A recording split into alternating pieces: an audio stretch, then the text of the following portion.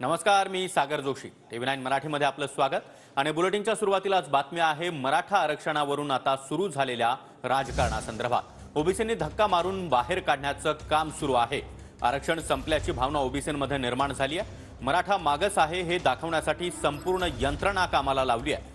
सर्व काही एकतर्फी सुरू असल्याचं दिसतंय. अशा शब्दांमध्ये मंत्री छगन भुजबळ यांनी सरकारला घरचा आहेर दिला.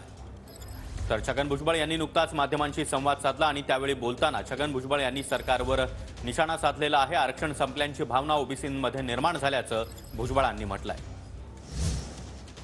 तर मंत्री छगन भुजबळांच्या निवासस्थानी आज महत्त्वाची बैठक पार पडणार आहे. ओबीसीतून मराठ्यांना दिलेल्या आरक्षणावर या बैठकीमध्ये चर्चा होणार आहे. छगन भुजबळ यांच्या सिद्धगड या निवासस्थानी आज संध्याकाळी 5 वाजता या बैठकीचं आयोजन करण्यात आलंय.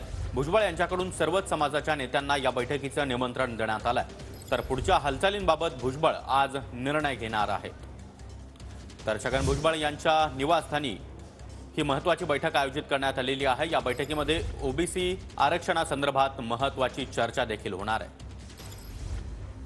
तर भुजबळांच्या निवासस्थानी सायंकाळी 5 वाजता ही बैठक होणार आहे आणि सर्वच पक्षातील नेत्यांना या बैठकीचं निमंत्रण देण्यात आलंय.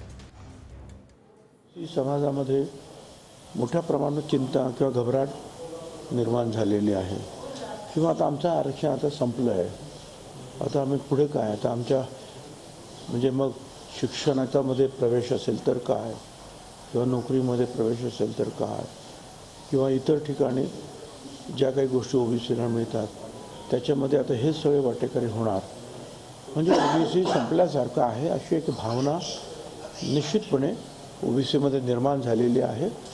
आणि ती काय अगदीच चुकीची आहे असं मला काही वाटत नाही आहे. आता जे सर्वेक्षण त्यांनी ते सुरू केलेलं आहे आणि प्रचंड पैसासुद्धा निर्माण झालेला आहे. आपल्याला माहिती आहे की सर्व सरकारी कर्मचाऱ्यांना त्यांनी कामाला लावलेलं आहे. ते कशासाठी, तर मराठा हे मागासवर्गीय आहे हे सिद्ध करणारा डाटा त्यांना सुप्रीम कोर्टापर्यंत न्यायचा आहे.